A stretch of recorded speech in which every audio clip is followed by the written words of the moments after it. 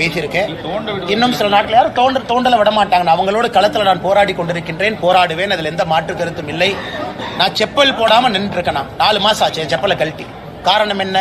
திராவிட முன்னேற்ற கழகத்தினுடைய ஆட்சி தூக்கி எறியப்பட வேண்டும் என்பதற்காக என் செப்பலை தூக்கி எறிஞ்சு 4 மாதம் ஆகுது.